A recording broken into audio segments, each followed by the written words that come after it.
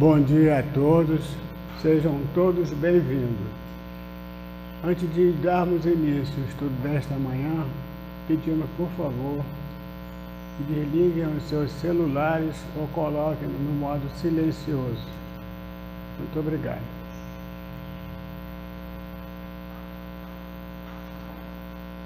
Para a nossa ambientação do estudo desta manhã, vamos ler uma página do livro Vida Feliz, de Joana de Ângeles, de Valdo Franco, na psicografia. Lição número 74. O que não possas concluir agora, não te seja motivo de agastamento. Faze o possível em esforço e dedicação. No entanto, evita o aborrecimento que o aparente fracasso produz. Quando alguma ação ultrapassa a tua capacidade de executá-la ou a circunstância não te permita fazê-la, cabe-te o dever da serenidade. Quem faz o que lhe está ao alcance, realiza o máximo. E o que não possas concluir agora, terminarás amanhã, se porfiares fiel ao compromisso. E assim, amado Mestre Jesus, Deus nosso Pai, de amor e bondade, amigos espirituais, mentores da nossa casa, queremos agradecer, querido Pai, querido Mestre, por mais esta grande oportunidade de estarmos aqui reunidos em Teu santo nome para mais um estudo do Seu Evangelho de amor e luz. Que possamos todos nós aqui presentes sentirmos a Vossa presença no decorrer do estudo desta manhã. Muito obrigado, Senhor Jesus, que assim seja. Graças a Deus.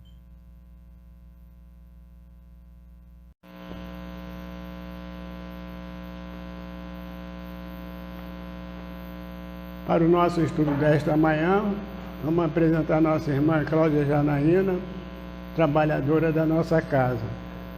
Ela vai falar do capítulo 25 do Evangelho segundo o Espiritismo, Buscai e achareis, o item de 1 a 5.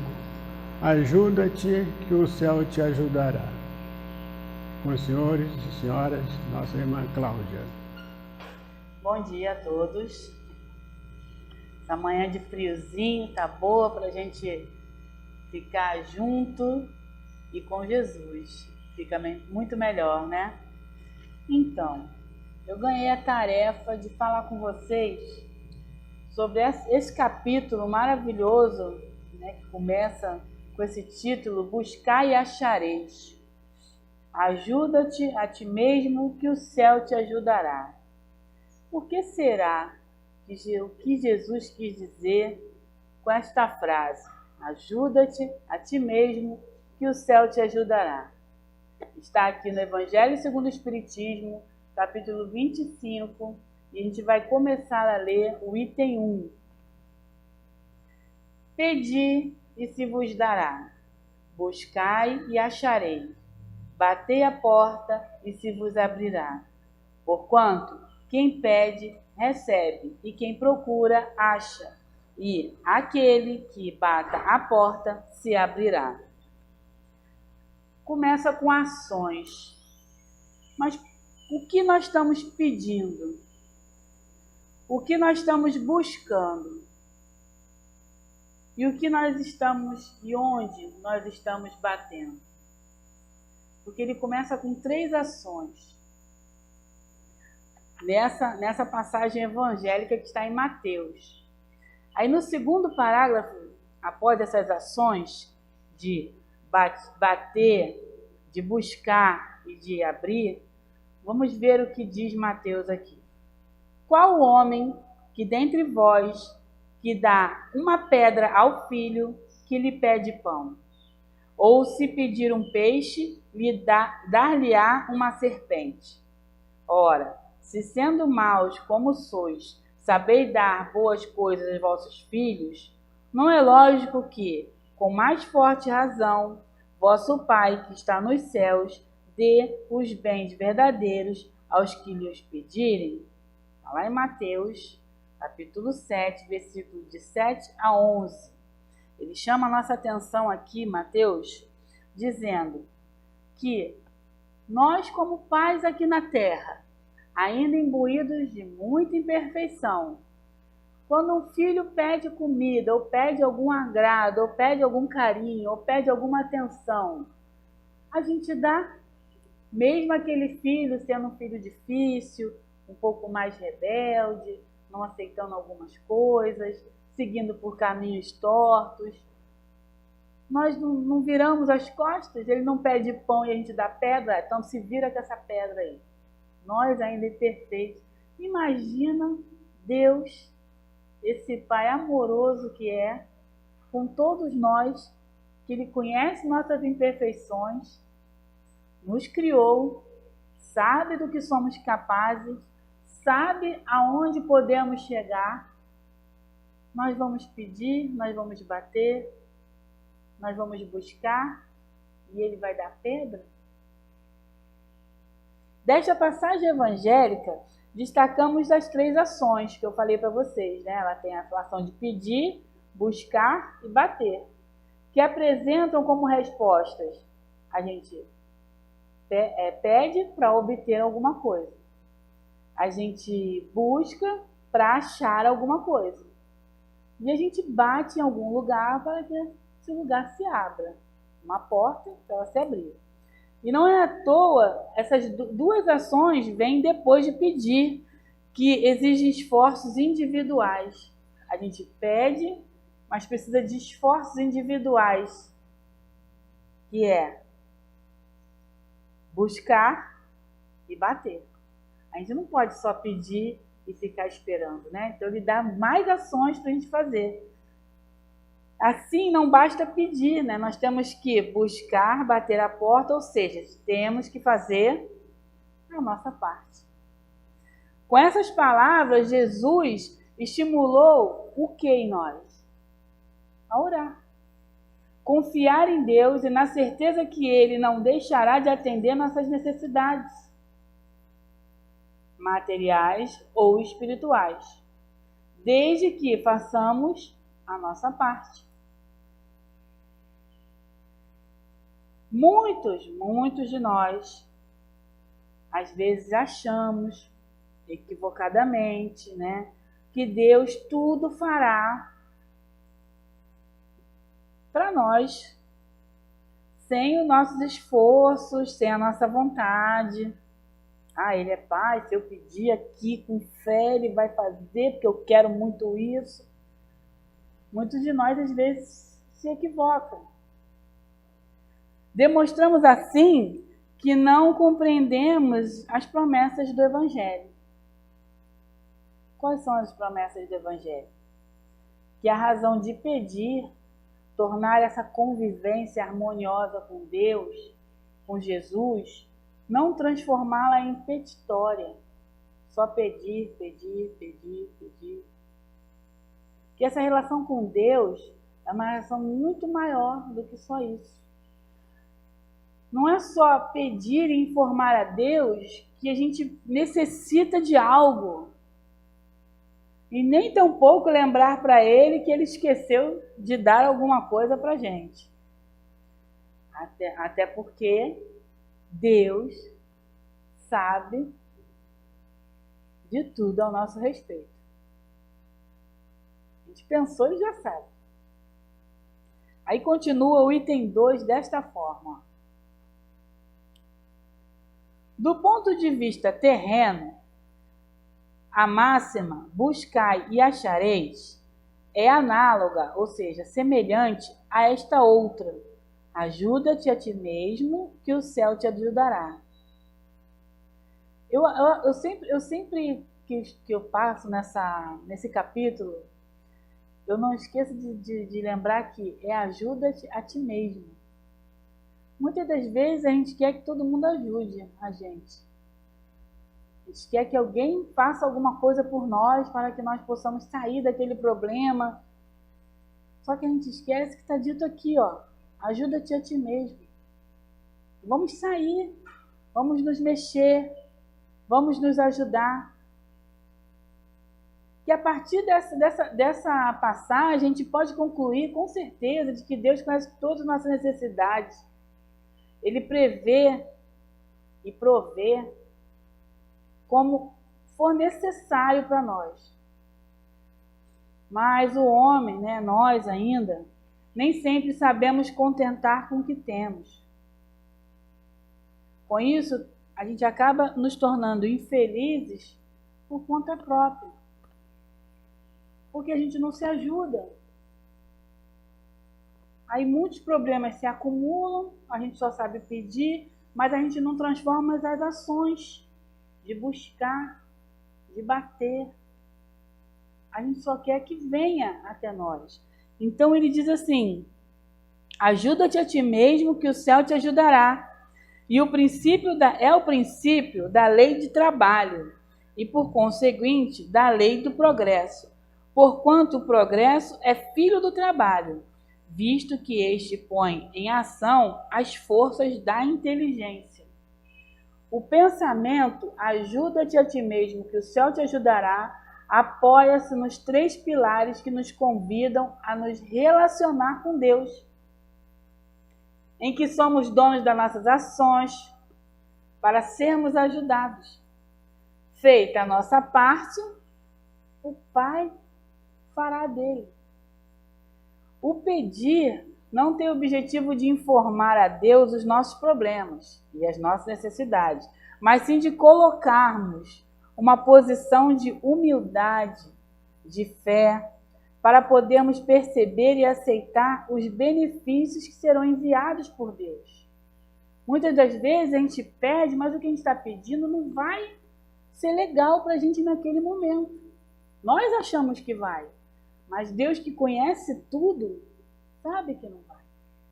Mas Ele pode enviar irmãos que nos ajudem naquele momento a atravessar aquela dificuldade e quem sabe mais à frente a gente recebe e alcança aquela graça, aquele pedido que nós fizemos, bem lá atrás. Quanto tempo vai levar? Não sabemos. Pode levar uma encarnação, a gente conseguir se realizar numa próxima, ou pode ser agora.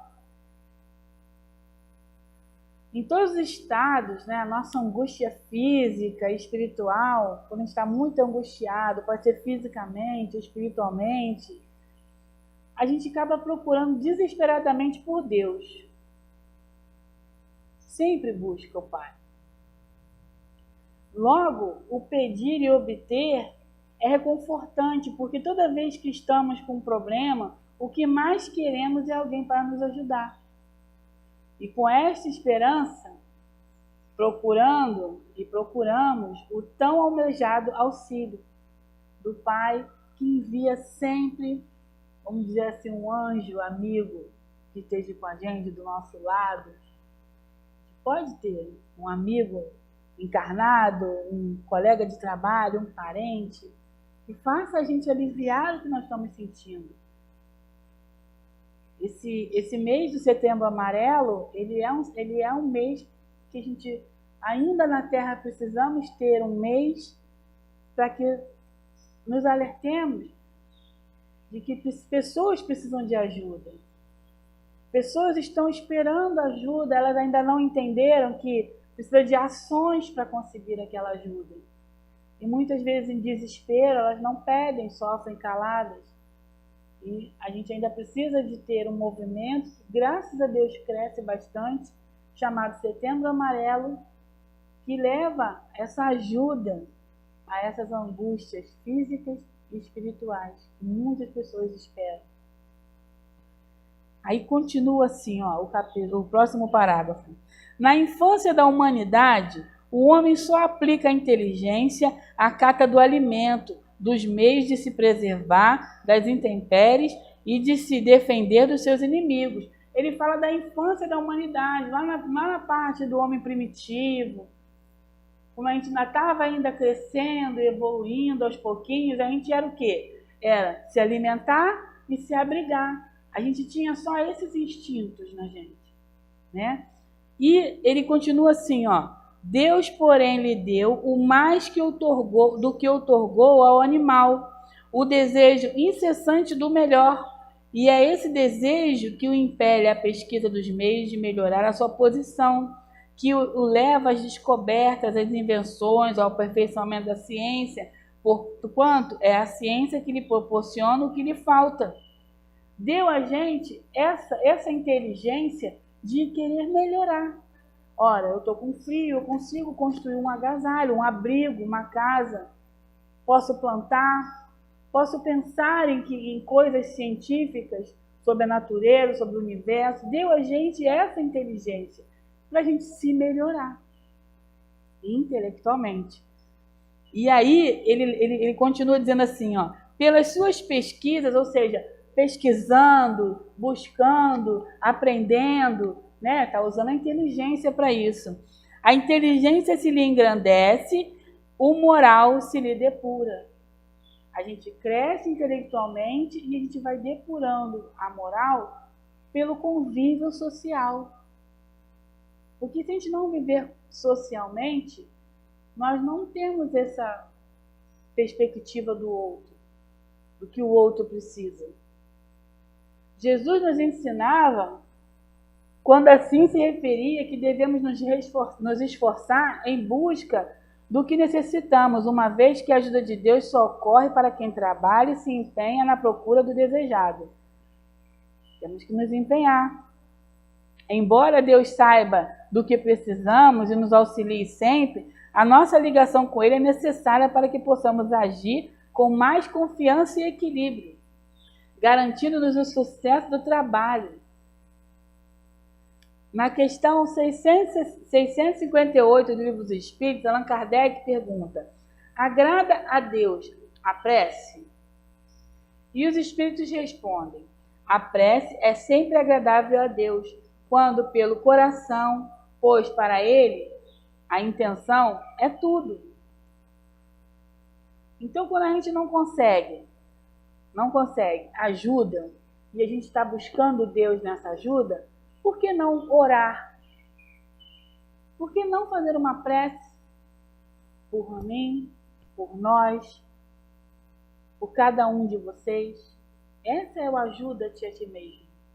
Não devemos, contudo, pedir qualquer coisa a Deus, pois nem sempre o que queremos, como eu já falei, é o que necessitamos.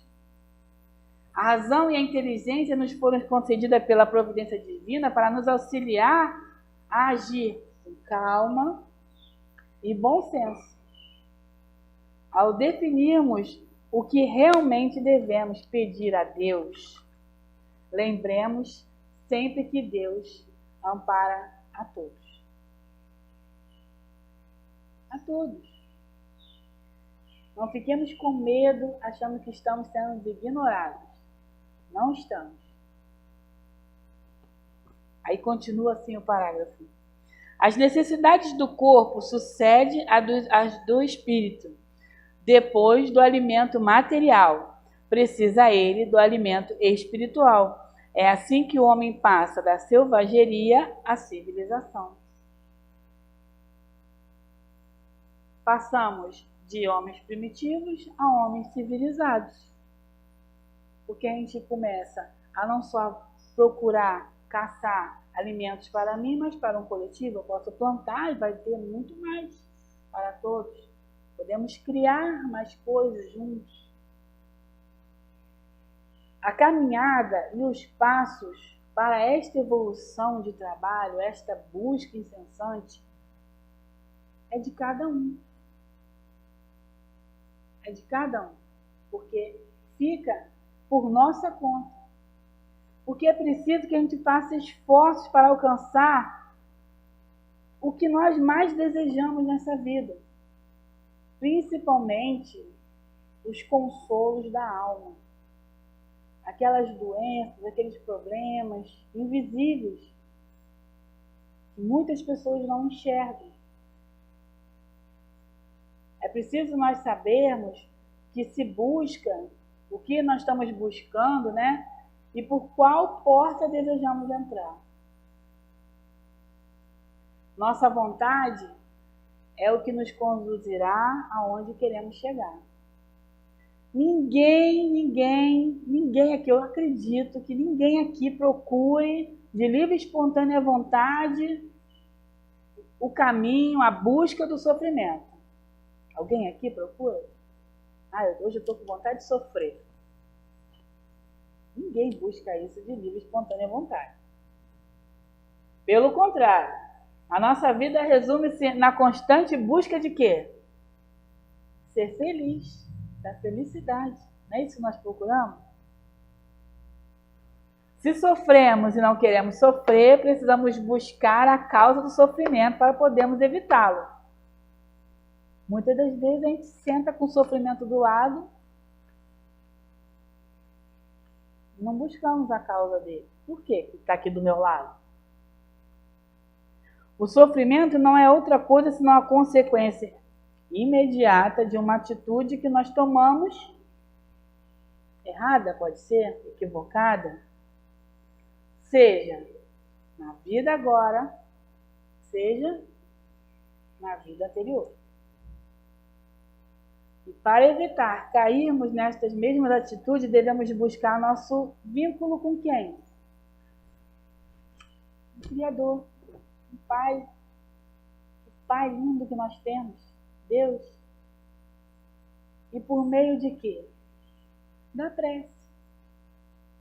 Precisa ser toda bonitona, toda bem trabalhada no que eu vou dizer? Não, os Espíritos responderam aqui, ó. Quando ditada pelo coração, que para Deus é o que mais importa.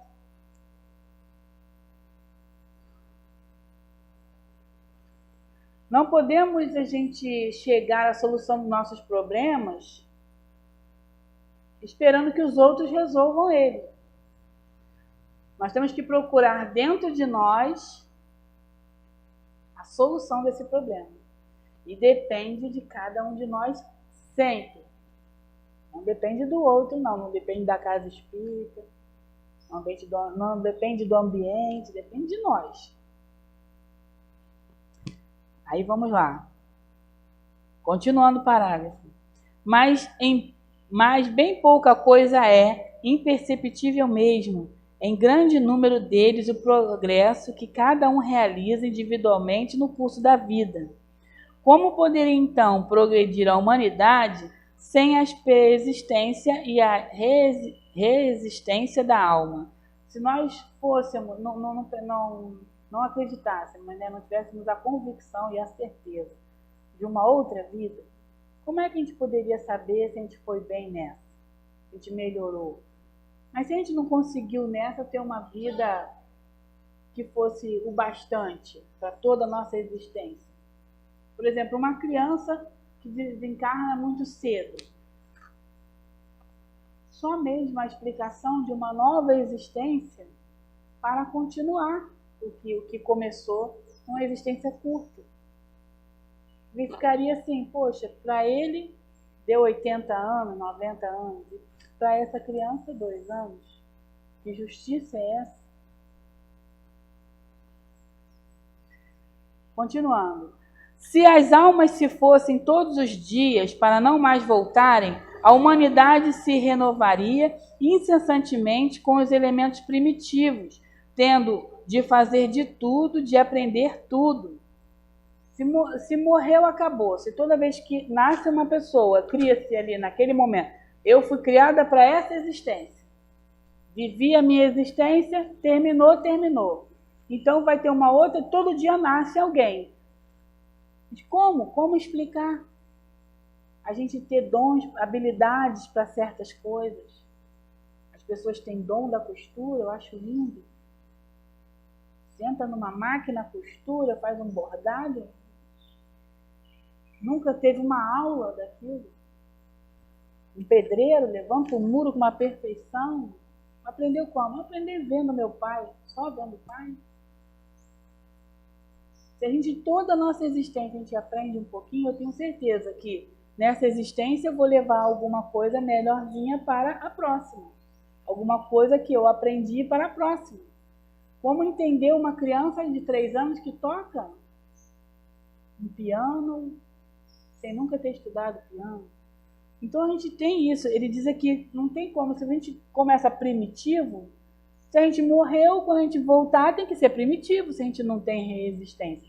Se a gente não tem a reencarnação, se o espírito não volta, se ele só vai e aqui nasce outro, vai, nasce outro, e a gente não volta para aprender com nossos erros, para colocar em prática o que nós precisamos colocar, fica meio perdido. Aí continua assim, ó. Não haveria nesse caso razão para que o homem se achasse hoje mais adiantado do que as primeiras idades do mundo, uma vez que cada nascimento do todo trabalho intelectual teria que recomeçar. Ao contrário, voltando com o progresso que já realizou e adquirindo que cada vez alguma coisa a mais, a alma possa gradualmente a barbárie, a civilização material e desta a civilização moral. Aí ele está pedindo para a gente olhar lá no capítulo 4, item 17, que ele fala sobre isso. No item 3, se Deus houvesse isentado do trabalho do corpo o homem, seus membros teriam atrofiado. Se houvesse isentado do trabalho da inteligência, seu espírito teria permanecido na infância, no estado de instinto animal. Por isso é que lhe fez do trabalho uma necessidade e lhe disse: procura e acharás, trabalha e produzirás.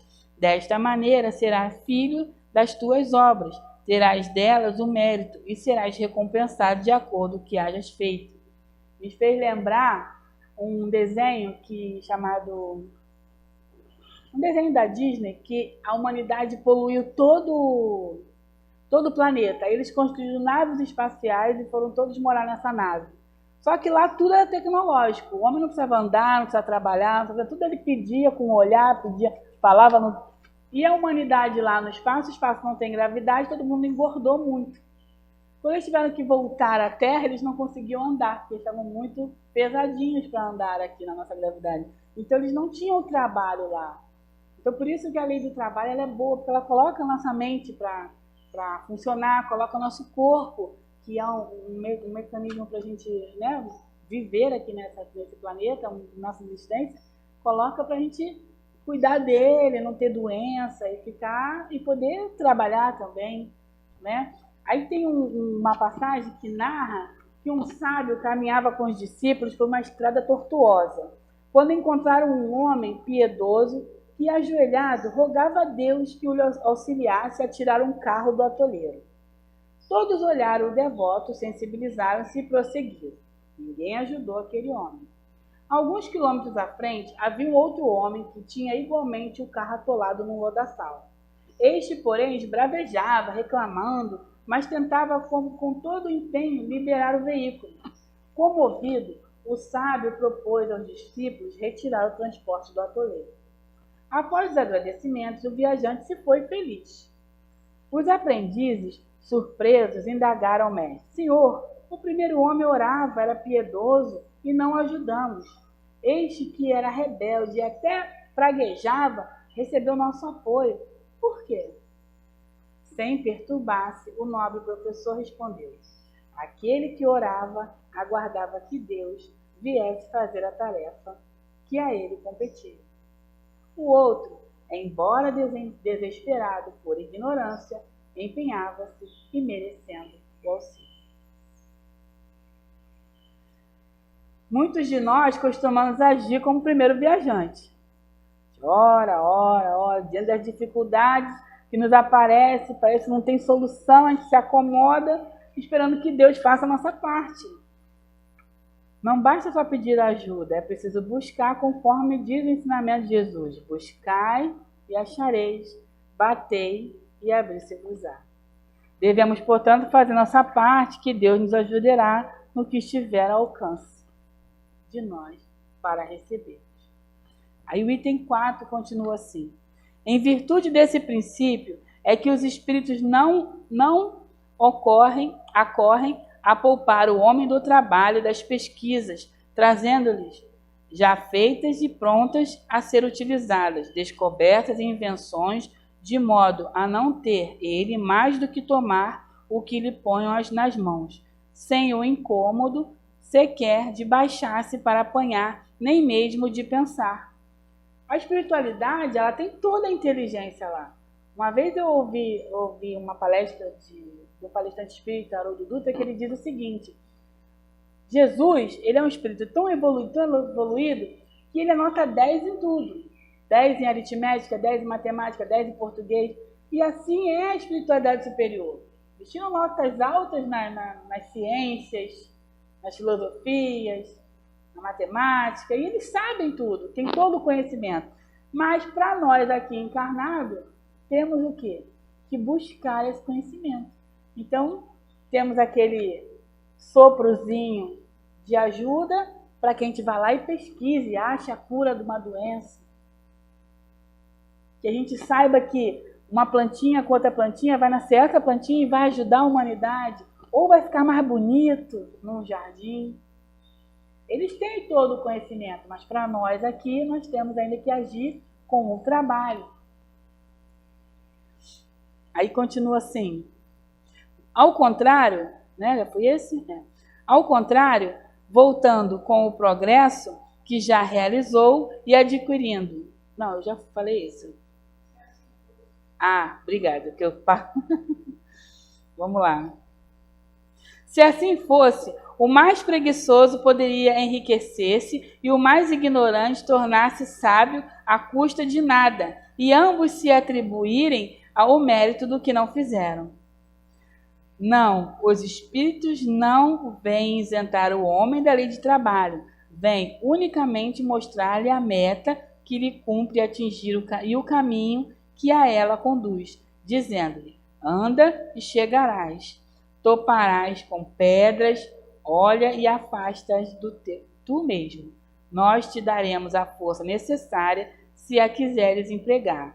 Está lá no Livro dos Médiuns, segunda parte, capítulo 26, itens 291 e seguintes. Então é isso. A natureza divina, ela nos provê a matéria-prima, os elementos para sermos transformados com o uso da nossa inteligência. Coloca a gente aquela inquietação de dias futuros, revela a falta de fé, bondade, misericórdia divina, mas a gente sempre pensando no materialismo acaba ficando um pouquinho para trás. Mas a espiritualidade nos ajuda nessa busca e faz a gente crescer, procurar, bater, pedir, mas caminhar. O item 5 mostra assim, ó: do ponto de vista moral, essas palavras de Jesus significam: pedi a luz que vos clareie o caminho e ela vos será dada. Pedi forças para resistirdes ao mal e as tereis. Pedi a assistência dos bons espíritos e eles virão acompanhar-vos e, como o anjo de Tobias, vos guiarão. Pedi bons conselhos e eles não vos serão jamais recusados. Batei à nossa porta e ela vos abrirá. Mas pedi sinceramente, com fé, confiança e fervor. Apresentai-vos com humildade e não com arrogância, sem o que sereis abandonados às vossas próprias forças e as quedas que derdes serão o castigo do vosso orgulho. Cada dia reflete para a gente uma oportunidade de crescimento espiritual, cujo aproveitamento depende de nossa vontade, nosso esforço em superar os obstáculos do caminho. Cada dia é uma lição. Uma lição. Cada vida nossa é um pouquinho que está aprendendo. Não devemos nos aquietar com o dia de amanhã, pois o dia de hoje é o que merece destaque e atenção. Por ser o momento de vivenciarmos a lição que nos é reservada. O amanhã pertence a Deus e as consequências dos nossos atos pertencem a nós. Através da oração, o Mestre Jesus e a espiritualidade irão intervir iluminando nossos caminhos, tenho certeza disso. Tenham certeza disso. Com isso, essa máxima, ajuda-te a ti mesmo, trata da importância da dedicação de cada um de nós. Já o céu te ajudará fala da missão de um trabalhador da caridade, somos nós, trabalhadores, praticando tanto a lei do progresso como a lei de amor. E termina a última frase do item 5. Tal o sentido das palavras: buscai e acharei, batei e abrir-se-vos-á. Muita paz a todos. Muito obrigada. Nós agradecemos a nossa irmã Cláudia pela excelente explanação do Evangelho e queremos avisar o público, por enquanto, por medida de segurança, não teremos o passe individual de costume. Em vez disso, faremos o passe coletivo aqui no próprio salão, juntamente com a prece final. Portanto, pedimos aos irmãos que permaneçam sentados em seus lugares.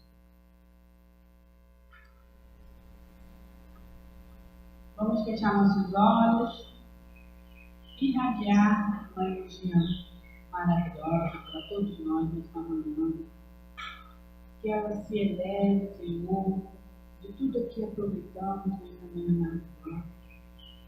Em nome de Deus, possamos, Senhor, levá-la aos nossos lares, levá-la a quem precisa, possamos levar para o nosso coração, nosso íntimo,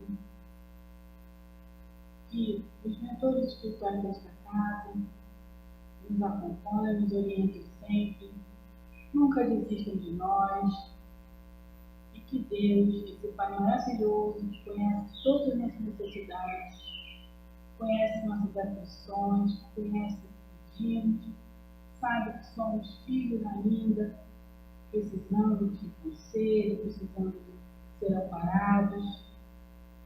Nós agradecemos por tudo, Senhor, por todo esse acolhimento. Que assim seja.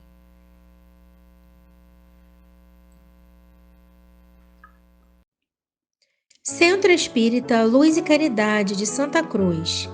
Retorno presencial desde janeiro de 2022.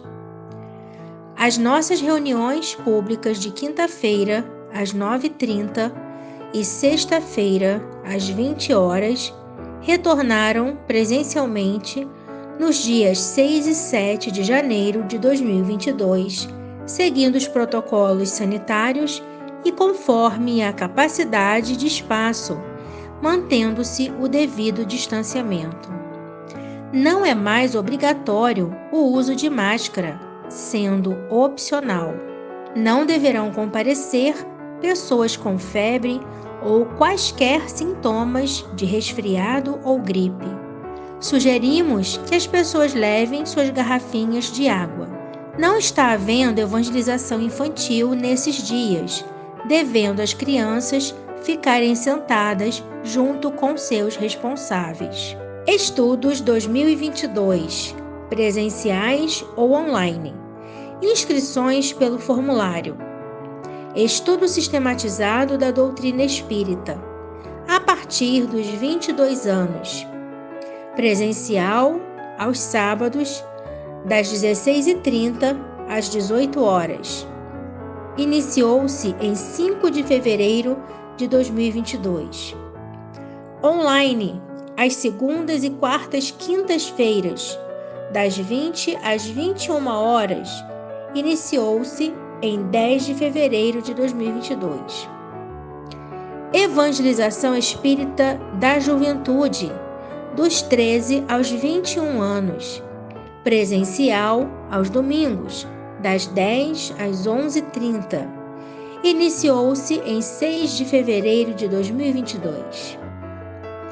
Evangelização Espírita da Infância e da Família.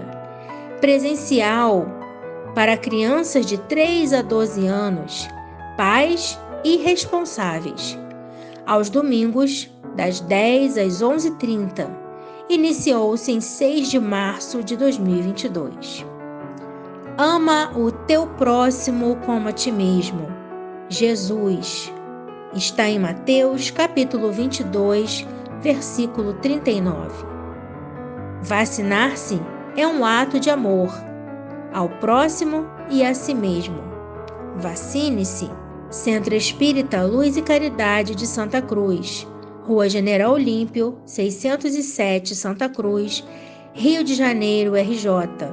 Telefone 21 3395 0509.